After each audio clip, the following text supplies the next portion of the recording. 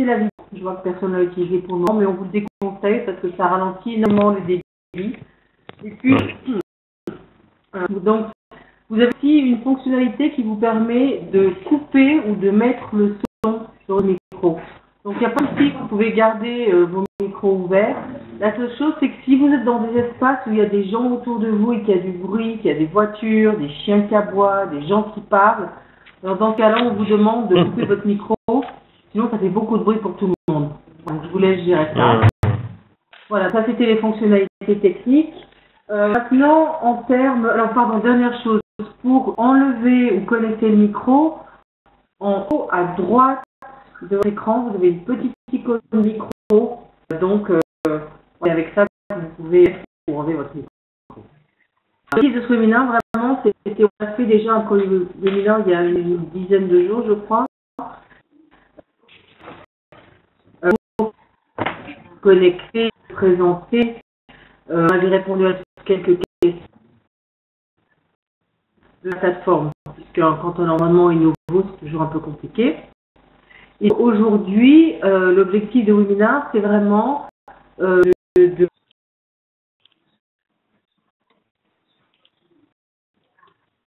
cours que ce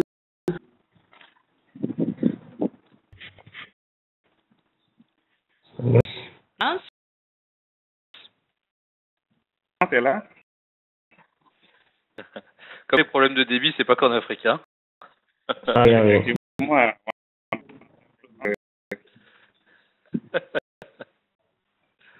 Salut Florence.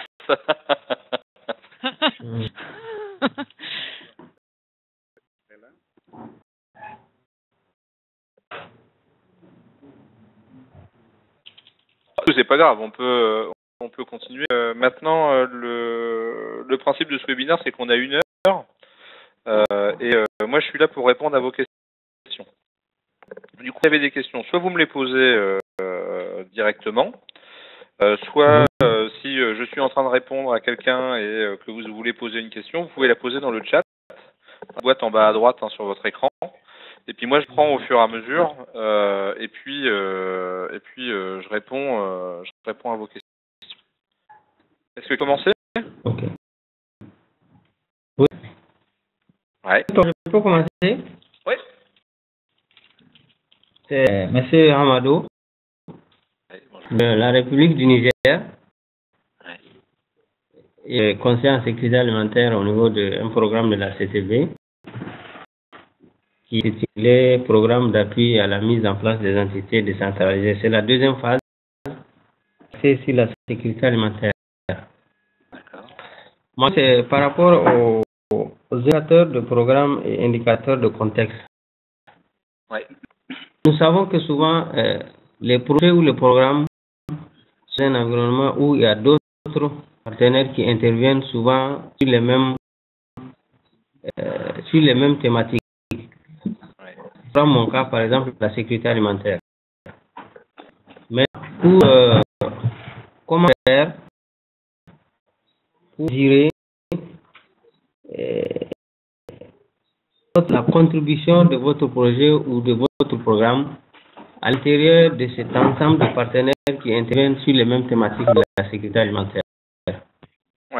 Ouais, c'est un problème qu'on rencontre beaucoup au niveau programme, donc c'est une très bonne question. Je vais répondre de deux façons. Alors d'abord, comme vous le dites, vous dites il y a ce qui est du niveau du programme, du niveau du contexte. Moi, je veux dire, il y a ce qui est du niveau des impacts de votre action, et il y a ce qui est du niveau du changement en général. Votre programme, il est sur la sécurité alimentaire et que vos autres partenaires travaillent sur la sécurité alimentaire. La première question à se poser, c'est est-ce que la sécurité alimentaire a changé sur votre territoire dans la longueur? C'est-à-dire, est-ce que il y a moins de risques de pénurie, etc. Je sais qu'à la FAO, il y a un indicateur qui sert à ça, qui définit ce que c'est que la sécurité alimentaire. Quand on voit évoluer cet indicateur, on peut voir s'il va dans le bon sens ou dans le mauvais sens, s'il va dans le sens d'une meilleure sécurité alimentaire ou de moins de sécurité alimentaire. Mais effectivement, au début, ça ne dit rien de votre part à vous, de ce que votre votre programme, votre projet à apporter. Alors après, il y a deux façons de travailler quand vous voulez savoir quelle est la contribution.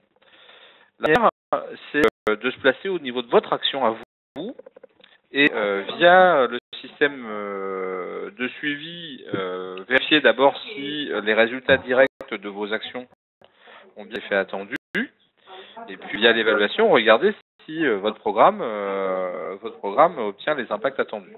Et ça, c'est l'évaluation qui va le dire. Hein. C'est même le système de suivi. Le système de suivi, il peut juste vous parler des résultats directs de vos actions. Si vous avez des sessions de formation, le système de suivi va vous dire les gens qui ont été formés, oui, ils ont appris des choses nouvelles, parce que le formateur était bon, et puis parce que c'était un sujet qui les intéressait. Du coup, les gens, ils ont envie de changer leur pratique.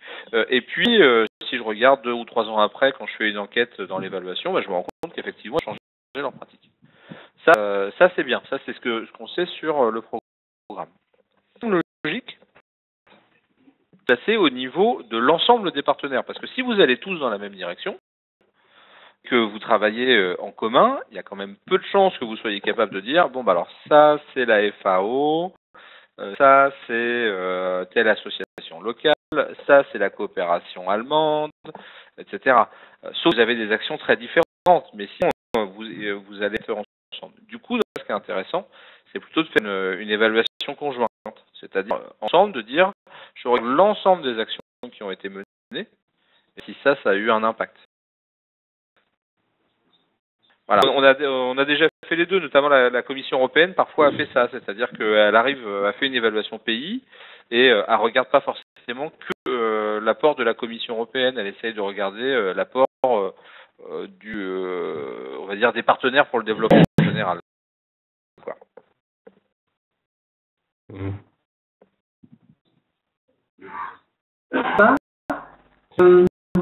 Je ne sais pas si vous avez entendu ce que j'ai dit à la fin de mon message, mais apparemment j'ai continué. J'ai été sortie de la réunion, j'avais un problème de connexion.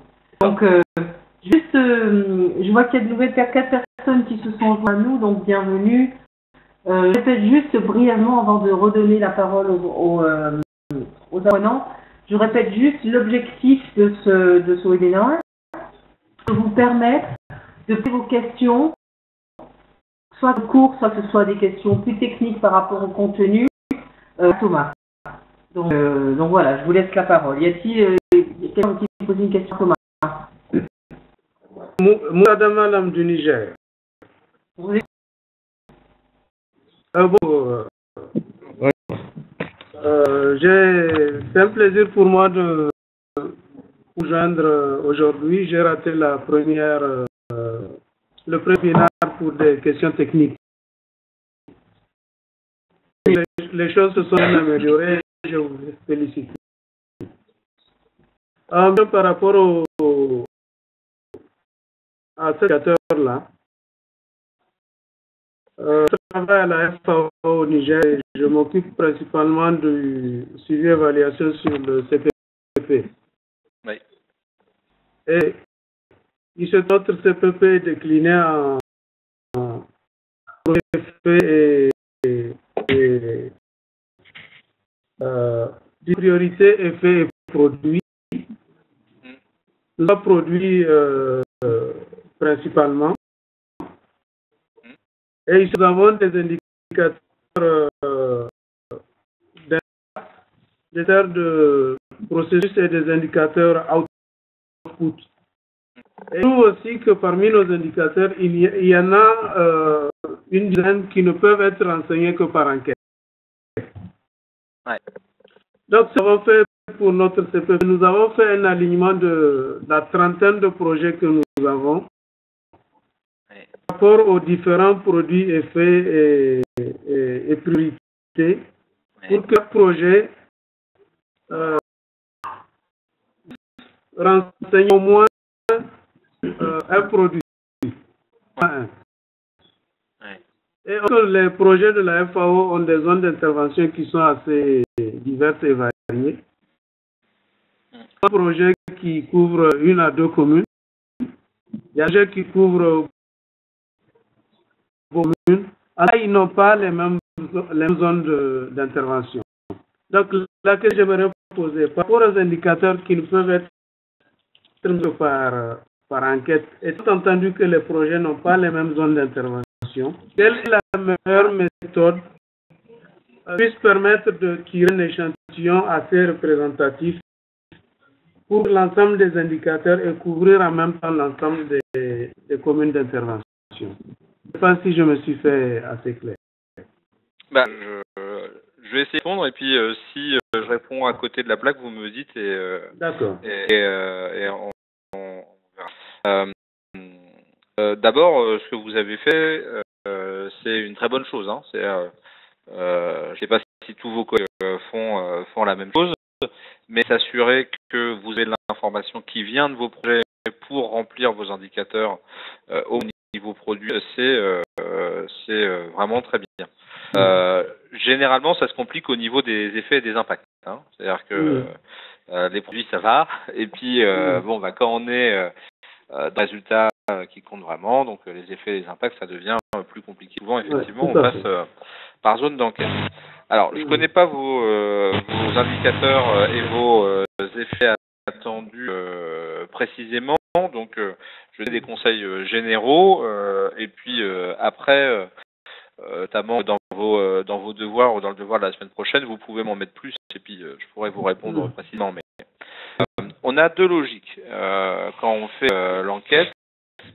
La première, c'est la logique de savoir qu'est-ce qu'on veut savoir, et la deuxième logique, c'est auprès de qui on veut savoir ça. Alors, la logique de qu'est-ce qu'on veut savoir. Quelqu'un qui parle en même temps. Oui, quelqu'un qui parle en même temps. Est-ce qu'on peut demander aux autres de couper le micro? Je vais mettre un message dans la chat. Je vais mettre un message dans la chat. Je n'arrive plus à parler. D'accord. Alors, la logique de ce qu'on veut savoir. Si vous avez... Je vous entends très mal. Est-ce qu'on peut demander aux autres de couper leur micro? C'est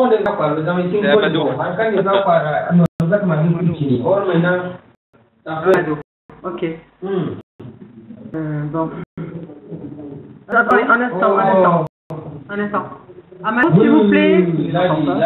Amadou. Paola, est-ce que tu peux couper le micro d'Amado? Ah, c'est mieux.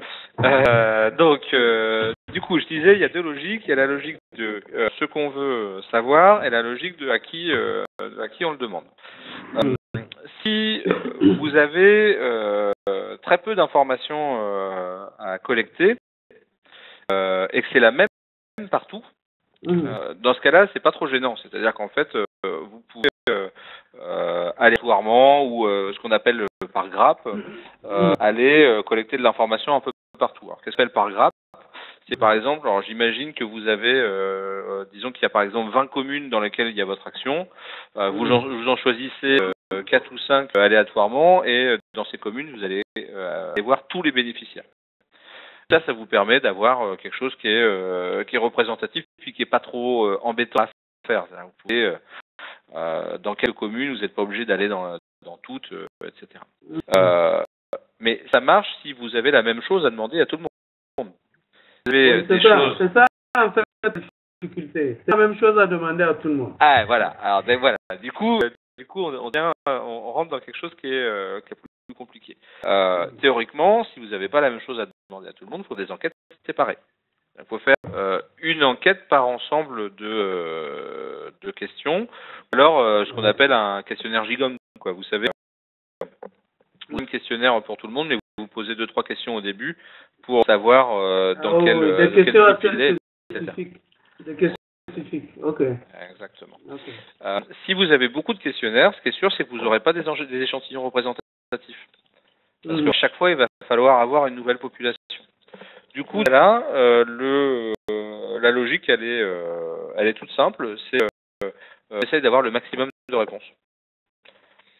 et ne pose pas la question de l'échantillon. Au pire, on redressera après, c'est-à-dire si vous avez un statisticien chez vous ou si vous-même vous savez le faire, si vous vous rendez compte, je ne sais pas que dans vos bénéficiaires il y a 50% de femmes et 50% d'hommes et que dans vos répondants il y a 90% d'hommes, vous savez bien que vous allez avoir un souci, donc vous allez essayer de redresser tout ça. Mais si vous avez le même ensemble de réponses, c'est bien, c'est que vous pouvez avoir la même enquête et élargir au maximum de répondants. Si c'est pas le cas, en fait, il faut faire une enquête à chaque fois, une enquête séparée à chaque fois. Et comme vous n'avez pas des échantillons suffisamment larges, il faut plutôt envisager à chaque fois d'être le plus exhaustif possible. Ça, je un petit peu dans la vidéo de cette semaine. Je ne sais pas si vous avez pu la voir, mais j'en dis quelques mots dans la vidéo de cette semaine. La télécharger. Merci beaucoup. Je vous en prie. Merci. Juste, je vois qu'il y a à nouveau des personnes qui arrivent, donc je répète encore une fois que l'objectif de ce webinaire, c'est de vous permettre de poser vos questions sur le cours et vos questions techniques à Thomas. Et donc, je repose la même question. Y a-t-il qui aimerait prendre la parole et qui a des questions pour Thomas? On vous écoute. C'est à votre nom d'abord, ensuite votre question. Je suis Mohamed Abdou Garossani, je travaille au Niger pour le compte de la Salman. Et ma question, elle est plutôt un peu de comparaison d'un certain nombre d'approches par rapport aux hypothèses et risques. Ouais. Et nous, notre contexte actuellement, on dit qu'au niveau des activités et au niveau des inputs, il n'y a pas de supposition ou d'hypothèse ou de risque à considérer. Comme vous l'avez dit, docteur, que ce sont des niveaux où les risques sont généralement maîtrisables. Ouais. Du coup, dans notre approche, si le risque est maîtrisable, c'est de le considérer comme activité et de le considérer ainsi comme une action dans notre plan de travail.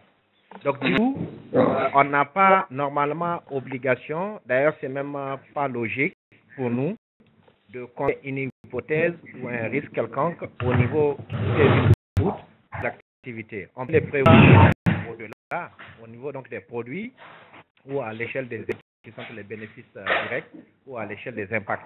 Donc c'est juste ça un peu mon problème parce que pour moi, il s'agit des risques maîtrisables. Il est plus facile de les considérer directement comme action dans le cadre de nos activités quotidiennes plutôt que de le considérer comme une hypothèse qui est là qu'il faut observer de temps en temps. Je suis complètement d'accord, dans la mesure où il s'agit d'actions que vous maîtrisez bien.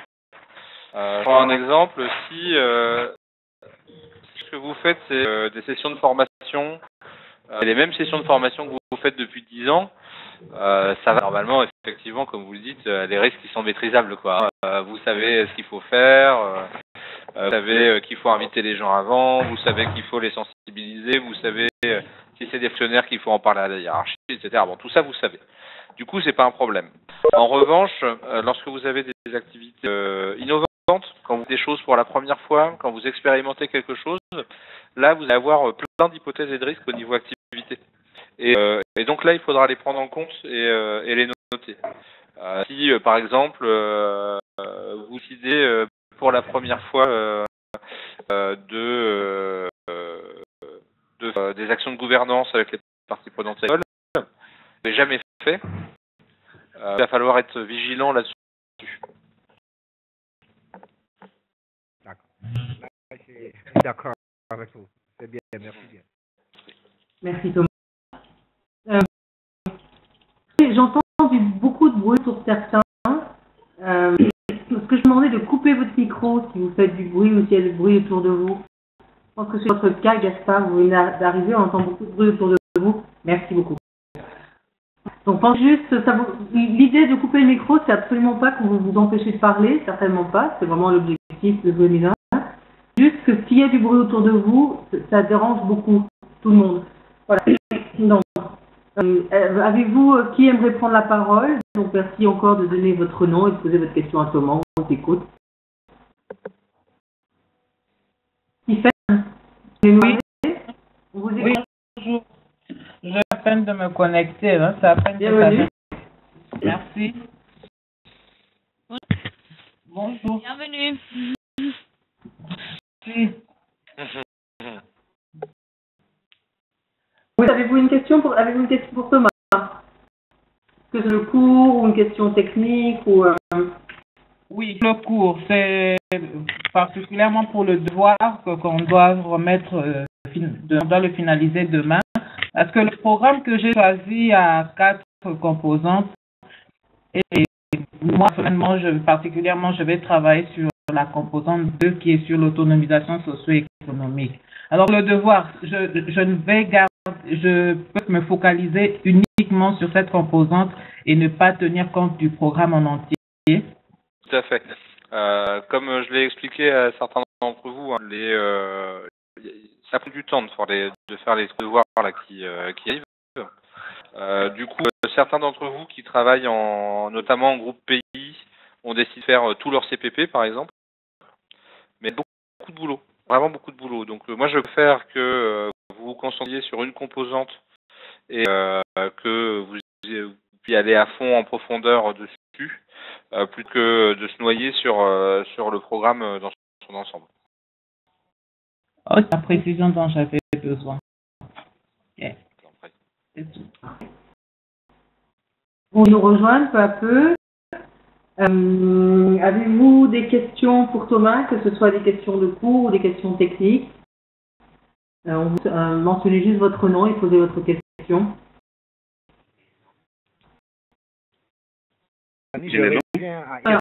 Alors on a Mamadou, oui, du Niger, on vous écoute.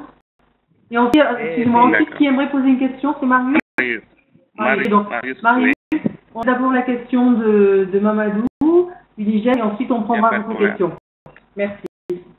Merci bien. Et ma question additionnelle, c'est est-il nécessaire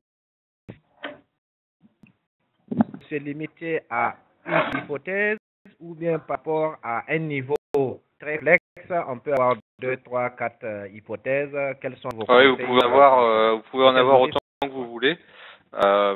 En fait, plus vous êtes sur un petit projet très spécifique, moins vous en aurez. Plus vous allez aller vers des programmes compliqués, on dit des programmes systémiques, c'est-à-dire des programmes qui sont capables de changer les choses au niveau global dans votre pays ou sur la région, et plus vous allez avoir d'hypothèses et de risques. En fait, c'est normal, c'est la logique de la chaîne des résultats, c'est-à-dire que autant quand on est au niveau des activités, voire des premiers produits maîtrisables, vous savez quels sont les risques et en fait vous pouvez réduire ces risques par votre action. Plus vous êtes au niveau des impacts, plus c'est plus vous qui avez la main. Je veux dire, quand vous avez des actions sur la sécurité alimentaire, eh ben, les problèmes climatiques, les problèmes de guerre civile, les problèmes politiques, les problèmes sociaux, etc. Ont au moins autant d'importance que votre programme. Et il y en a plein à ce niveau-là, quoi. Le but des hypothèses et des risques, c'est pas c'est forcément de lutter contre chacune. Alors, je veux dire, les problèmes climatiques, vous pouvez mettre en place un programme mais si vous avez un programme sur la sécurité alimentaire, vous pouvez simplement dire attention, il y a ces problèmes climatiques qu'on doit prendre en compte. Et donc, il s'agit de les prendre en compte, simplement être là pour les dire. Et donc, plus vous avancez dans votre programme, plus vous avez une bonne vue de toutes ces hypothèses et ces risques. Et à s'additionner au fur et à mesure du programme ces hypothèses et ces risques, vous en rajoutez d'autres, quoi. Et donc, pour un des enseignements du système de suivi et évaluation, ça aussi, c'est que c'est vous, quand vous êtes l'évaluateur, ou le suivi et évaluation, celui qui garde la mémoire de tous les obstacles qui ont été rencontrés, de tous les problèmes qu'il faudra prendre en compte, etc. Parce que quand on recommencera une action, quand on lancera une autre action prochaine, dans 2 ans, etc., on commencera en connaissance de cause. Du moins, on a. Parce qu'on va dire, dans le système de suivi et évaluation, voilà tous les risques qu'ils avaient identifiés, voilà tous les problèmes qu'ils avaient identifiés, voilà tous les obstacles sur lesquels, contre lesquels on devra agir, etc. C'est un peu les scribes du programme, quoi. Il y a quand même ce le truc important, c'est que le chargé de suivi et évaluation, il compte la mémoire du programme. S'il est amnésique, hein, on recommence toujours la même chose, on refait les mêmes programmes, on fait les mêmes erreurs, et on dit on savait pas, et puis on apprend.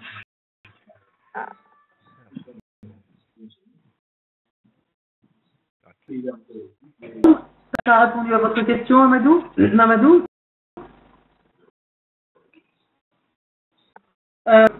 Thomas? Bon, non, c'est bon. Moi, je pense que c'est très bien. C'est parfait. D'accord. Marie, on vous écoute, posez votre question. Florence, merci. Moi, c'est Sono Ginelong. Je suis assistant au programme sécurité alimentaire avec Oxfam Sermon à l'est du Tchad, à Gozbeda. Comme dit tantôt dans la semaine 0 par rapport au programme que j'avais présenté Thomas, nous avons un vaste programme thématique sécurité alimentaire sur lequel débouche le projet appui à la sécurité alimentaire et la création des moyens de subsistance. Ce projet que nous sommes en train de mettre en œuvre, c'est un projet qui comprend globalement 4 axes principaux, 4 résultats, dont 2 concernent la sécurité alimentaire et le système d'information sur la sécurité alimentaire, un résultat sur l'eau et l'assainissement, et un résultat concernant la cohabitation pacifique. J'avais présenté ça à Thomas, qu'il comptait me poser assez de questions pour que je puisse comprendre le mécanisme de suivi et évaluation, parce que préalablement, il n'y avait pas un système de suivi et évaluation, et c'est l'équipe de mise en œuvre qui se charge, comme il avait discuté avec Thomas dans le style de discussion. Savoir pour ces cas précis, est-ce qu'il y a vraiment des démarches spécifiques qui puissent me permettre d'assurer le suivi et évaluation au fur et à mesure et renseigner les indicateurs. Et aussi feedback de Thomas par rapport à ses observations sur le projet que j'avais présenté afin que je puisse me mettre à jour par rapport aux autres. Voilà globalement ce que je voulais demander à Thomas. Sur les devoirs que vous faites, donc la semaine 0, normalement vous avez reçu, et semaine 1, vous recevrez aujourd'hui, je pense en fin de journée, vous aurez un retour individuel, hein, tout le monde aura ça. Est-ce que Paola, vous pouvez couper le micro de Tesla, s'il vous plaît? Super, merci. Donc sur ensuite votre problématique spécifique, donc le fait qu'il n'y ait pas de système de suivi d'évaluation quand vous arrivez. Alors je ne sais pas depuis combien de temps existe le programme. Marie, vous pouvez vous dire depuis combien de temps il existe votre programme? Votre micro est coupé. La deuxième année. C'est la deuxième année, d'accord. Oui. Alors,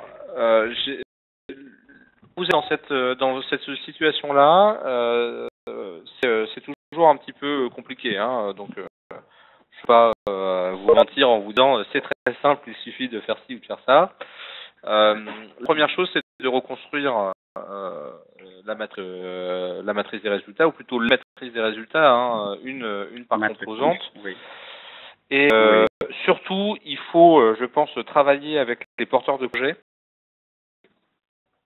à l'intérieur des programmes pour voir quelles informations ils ont déjà collectées et que vous pouvez utiliser. Parce que c'est ça qui va être très lourd maintenant et très compliqué.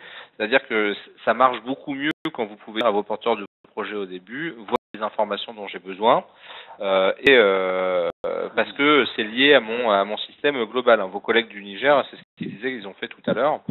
C'est ce qu'ils disaient qu'ils ont fait et c'est la bonne logique. Donc il faut que vous partiez à l'envers. Il faut que vous disiez, bon, dans ce que vous avez, quelles informations pourraient moi m'être utiles pour répondre à mes questions de suivi et évaluation. Vous allez définir avec votre équipe. Et si vous voyez que vraiment vous n'avez pas d'informations, il va falloir trouver des nouveaux moyens. Donc des nouveaux moyens, c'est une enquête ou demander au chef de projet de commencer à faire certaines informations. Mais voilà, vous pouvez reprendre la logique du système de suivi et évaluation 2 ans plus tard, reconstruire la matrice, définir quelles sont les questions de suivi et évaluation, quelle est l'information dont j'ai vraiment besoin, et faire en collectif. Il ne faut pas que vous le fassiez tout seul dans votre coin. D'abord, vous ne penserez probablement pas à tout, et puis s'il s'il manque une information, ça va vous retomber dessus.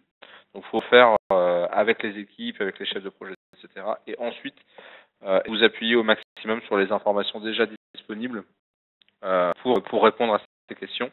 Et seul si vous n'avez pas suffisamment d'informations pour répondre à ces questions, développer des nouveaux outils de collecte ou vous demandez des nouveaux indicateurs à vos chefs de projet. Merci. Marius, ça répond à votre question. Vous avez d'autres questions? Coupé. Contact. D'accord, très bien. Y a-t-il d'autres participants qui aimeraient poser des questions à Thomas? Donc, au devoir par rapport à des contenus techniques. Oui, Gaspard, j'ai une question aussi. Oui, c'est une question d'ordre général par rapport au débat que nous avons en forum de discussion généralement. Quand on envoie les questions, il y a tout le monde qui réagit, mais en fin de compte, on ne sait pas on ne sait jamais si on a donné la bonne réponse et pas de conclusion à la fin. Est-ce que l'objectif de l'exercice, c'est qu'on contribue et on essaie de prendre les idées, juste avoir une idée si les groupes réfléchissent, mais on ne fait pas le résumé de qu'est-ce qui est bon, qu'est-ce qui est mauvais après chaque exercice, quoi. C'est une observation. Je ne sais pas si ça porte. C'est peut-être à l'approche de la formation. La réponse, elle est dans le cours, hein. Elle n'est pas sur le forum. En fait, ce que je fais, c'est que si les gens disent des choses qui semblent être des bonnes réponses, réponse correcte, je réagis pas. Si les disent une bêtise, je réagis. Sur le comité de suivi, je regarde toujours. Voilà, okay. C'est comme ça. Sur le comité de suivi et évaluation, si par exemple je vois que quelqu'un a mis dans son comité de suivi et évaluation, il n'y a aucun bénéficiaire, je dis il faudra peut-être rajouter des bénéficiaires. Et s'il y a une réponse que je trouve vraiment très bonne, etc., je marque aussi qu'elle est très bonne, comme ça vous pouvez vous appuyer dessus. On va faire quelque chose pour ce cours. C'est la première fois qu'on va le faire. C'est que comme il y a plein de questions et que c'est plein de questions de fond intéressantes, toutes les questions les plus importantes de la semaine, là, on les a compilées dans un petit document, dans un PDF. Et je vais vous le passer aujourd'hui ou demain. Vous pourrez avoir une trace de ce qui se dit sur le forum.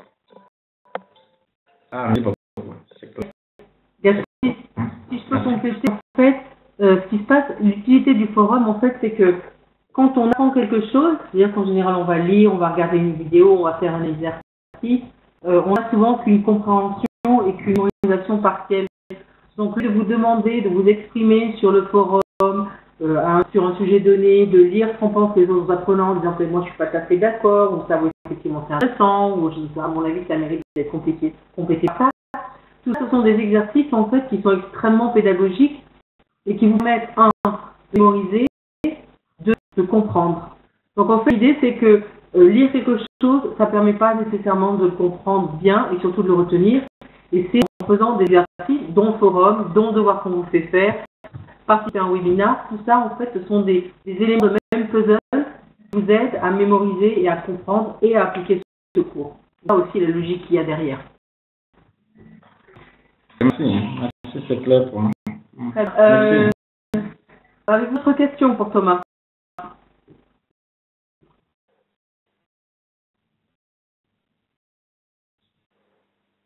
Question? Est-ce qu'on peut poser de questions, Téchel, Rebecca, Christian?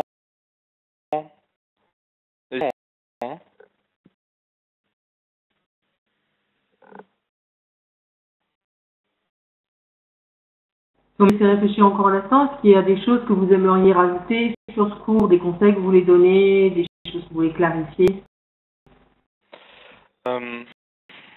Oui, sur la semaine 2. Alors d'abord, si vous pouvez, si votre connexion vous le permet, je vous conseille vraiment de regarder les petites vidéos que je fais chaque semaine, parce que je les fais généralement sur les points qui sont les plus difficiles, qui sont les plus compliqués à retenir. Cette semaine, on est sur les indicateurs. Traditionnellement, enfin ça fait 3 fois qu'on fait ce cours, donc ça fait pas longtemps. Hein. Généralement, c'est là où c'est le plus simple pour vous, parce que vous maîtrisez tous vos indicateurs et vous savez bien faire. Ce que je vous demande, juste, c'est de faire attention aux définitions et à la formulation. Je dis il faudrait que quelqu'un qui ne connaît rien à votre sujet, pas dans le suivi et l'évaluation, qui est votre père, votre mère, votre frère, votre sœur, je ne sais pas, puisse comprendre parfaitement ce que vous avez écrit dedans. Le risque avec les indicateurs et avec tout le système de suivi et d'évaluation, c'est qu'on rentre dans du jargon. On utilise les mots du programme, les mots de la FAO, les mots du développement. On comprend à demi-mot, mais en fait, on ne comprend pas forcément très bien, quoi. Ça, c'est fatal parfois à certains programmes.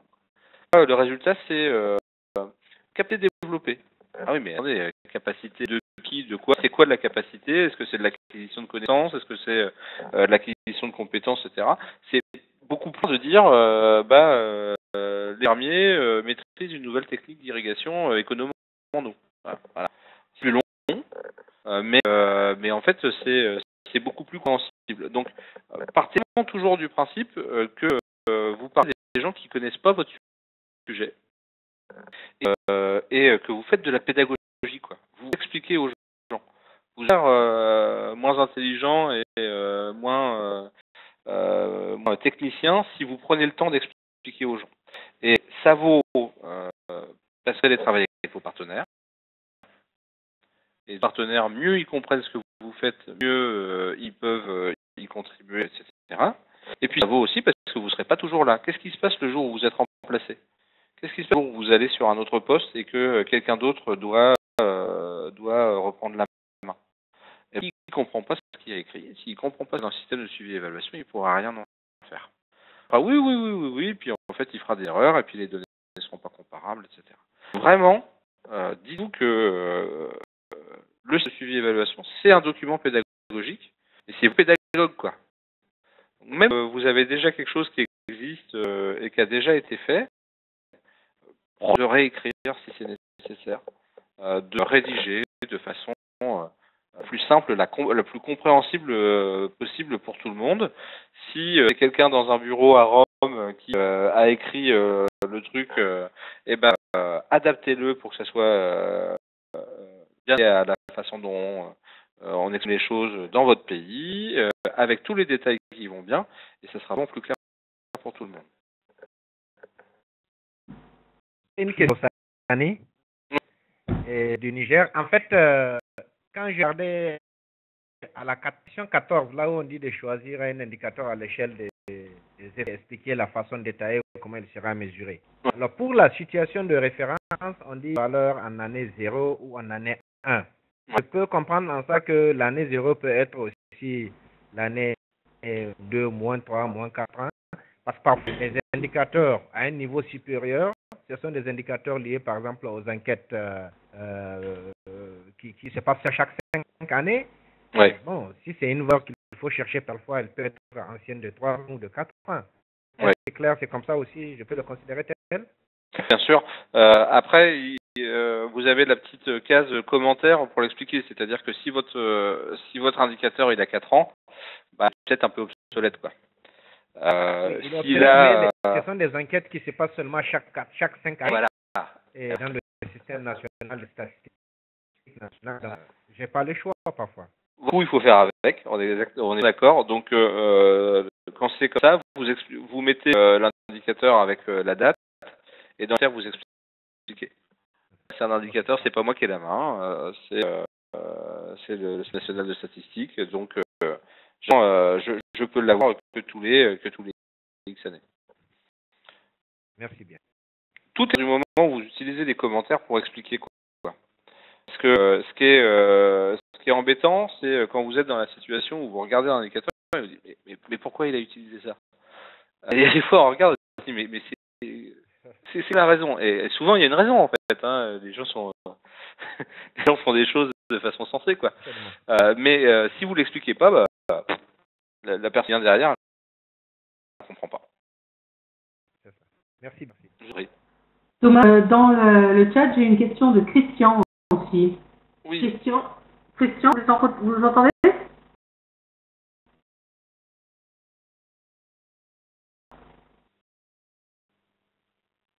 J'entends, mais je pense pas qu'il ait posé sa question. Hein.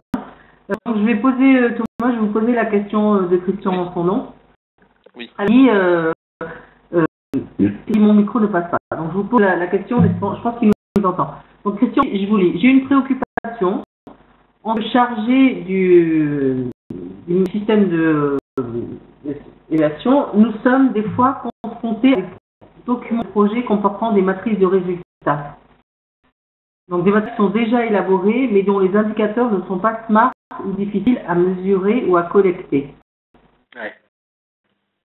Et un message. Donc est-ce que vous... Ok, on entend. Voilà. Donc ça c'est sa question.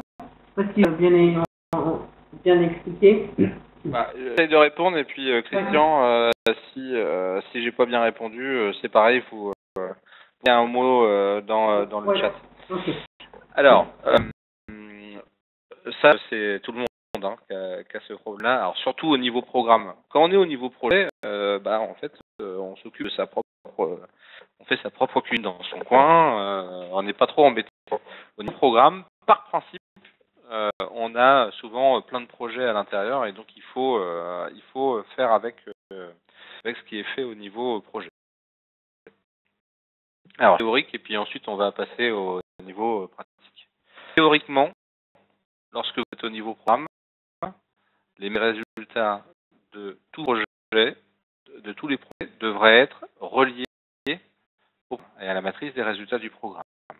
Et donc l'indicateur choisi au niveau projet devrait être au niveau programme de façon à être âgé, qu'on puisse les utiliser, comparer, les agglomérer, etc. Voilà, bon, dimension théorique et si vous avez un futur, si le programme se poursuit la prochaine fois, faut faire vraiment très attention à ça au départ. C'est vous devez avoir un droit de regard sur la matrice des résultats au niveau des projets, de façon à ce que tout ça soit harmonisé avec votre niveau programme. Ça c'est théorique. Et puis le point de vue pratique, c'est que souvent, d'accord, on a dit ça, il faudrait, mais bon, il faut faire avec. Il faut faire avec les projets tels qu'ils sont. Conseil, c'est de voir d'abord quelles sont les données qui sont collectées par les projets. Ils collectent juste l'information qu'il y a dans la matrice des résultats ou est-ce qu'ils en collectent plus? Pour un exemple, vous faites des sessions de formation, toujours le même exemple. Et à la fin des sessions de formation, on passe une petite feuille à tous les participants avec 4-5 questions. Est-ce que vous avez été satisfait? Est-ce que vous avez appris des choses? Est-ce que vous pensez que vous allez utiliser ce que vous avez fait, etc. Si cette information-là existe dans les questionnaires, celle dont vous avez au niveau du programme, vous pouvez peut-être la récupérer. Vous pouvez te dire, c'est le taux de satisfaction qui m'intéresse.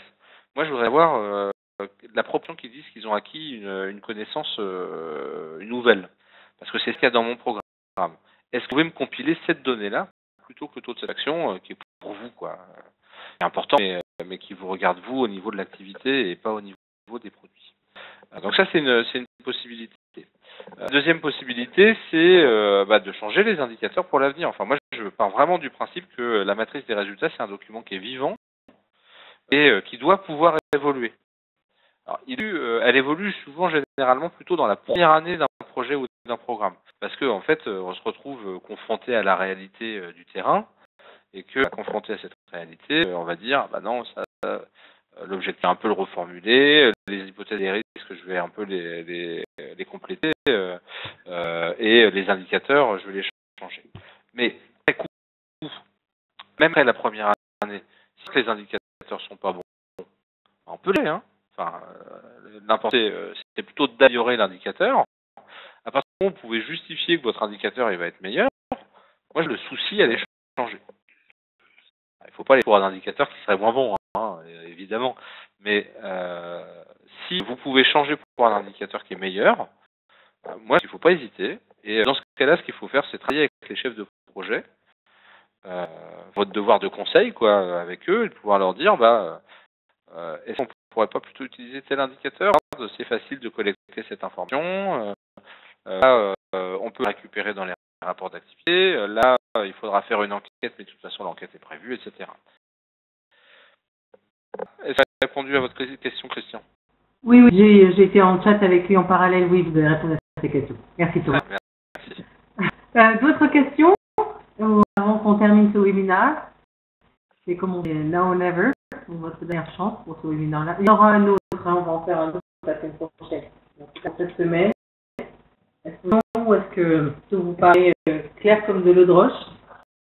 Oui, j'ai une question, c'est Tiffany. Oui.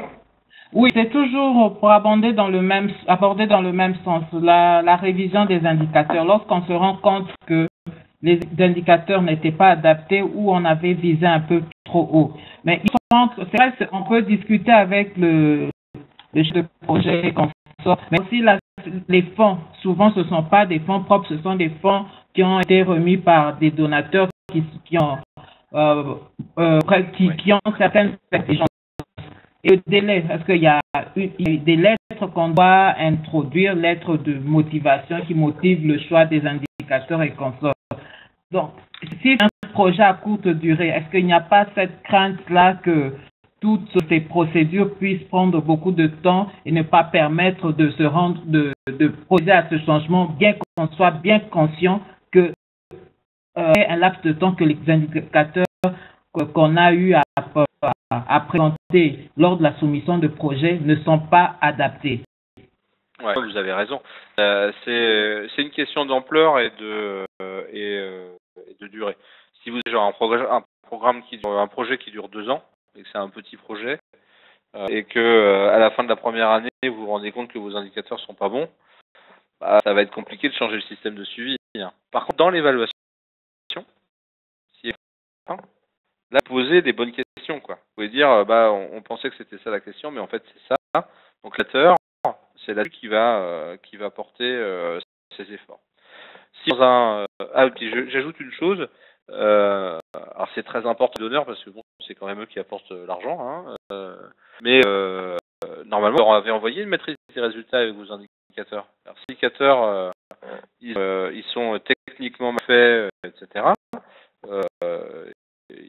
Ils gèrent, non? Enfin, c'est aussi à eux de revenir dessus et d'être capables de discuter dessus. Je pense qu'il y a certains donneurs maintenant qui commencent à assez impliqués à ce niveau-là et qui se rendent compte que des bons indicateurs, c'est pas seulement le porteur de projet, c'est une discussion entre le porteur de projet, le donneur, les parties prenantes sur le terrain, etc. Si vous êtes en revanche au niveau d'un programme, genre qui dure 3, 4, 5 ans, là ça vaut le coup de changer. Parce que vous savez que ça va améliorer les choses, puis ça va vous permettre de mieux décider, ça va aider tout le monde. Il faut avoir un peu le temps pour le faire.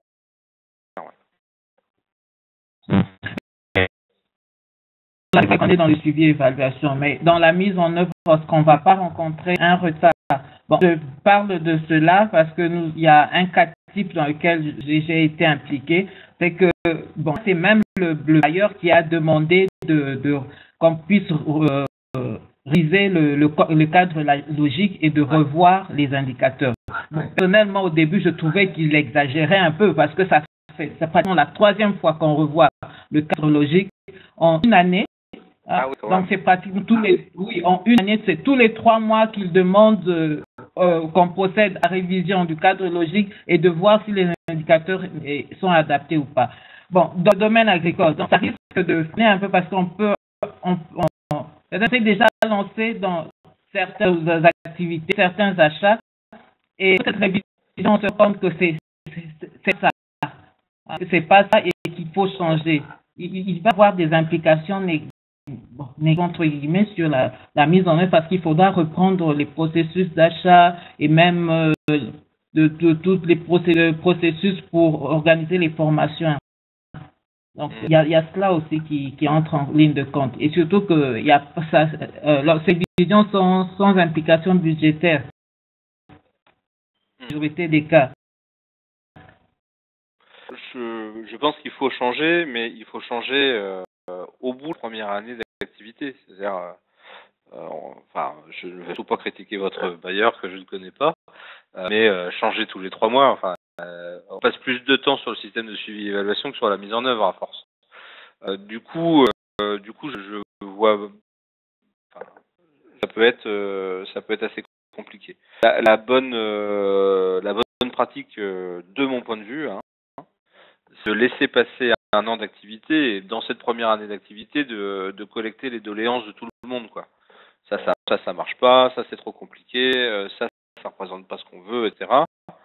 Et au bout de cette année, en fait, quand vous rendez votre premier rapport d'activité, vous rendez aussi un diagnostic du système de suivi et évaluation au bout d'1 an. Et avec le comité de suivi et évaluation, vous prenez des décisions en conséquence. Mais c'est mon point de vue. Tout le monde n'aura pas forcément le même. Moi, je pense que le système de suivi et évaluation, si c'est trop lourd, ça embête tout le monde. Et si ça embête tout le monde, après les gens ils veulent plus faire partie du système de suivi et évaluation. Du coup, même essayer d'être le plus léger possible pour les participants. Et puis il faut pour les membres du projet ou du programme. Et puis il faut y voir avantage.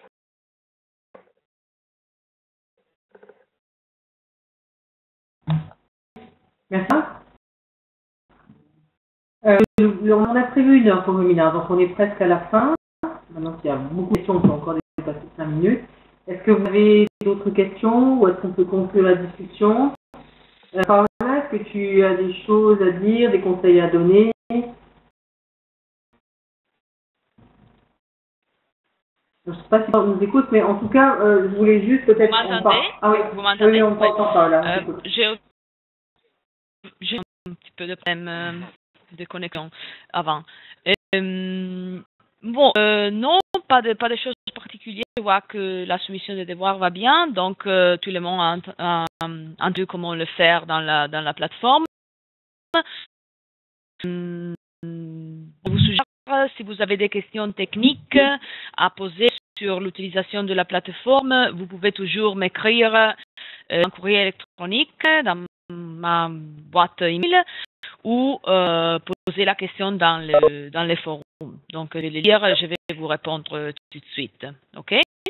Très bien. Merci. Dernière question, il y a encore des questions ou on termine le webinaire?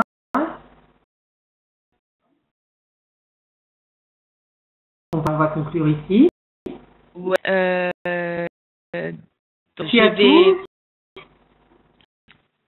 Merci à tous pour votre participation. Merci bien sûr à Thomas et puis à vous tous qui avez posé vos questions.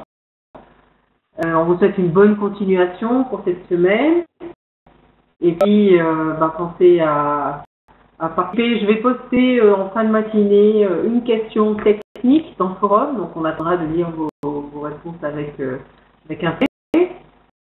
Et puis aussi, bien sûr, au devoir d'ici la fin de la semaine. Et puis, la commission est ouverte. Vous savez que vous avez différentes façons de poser des questions. Il y a les emails, il y a la plateforme et qu'on est là pour vous aider. Merci.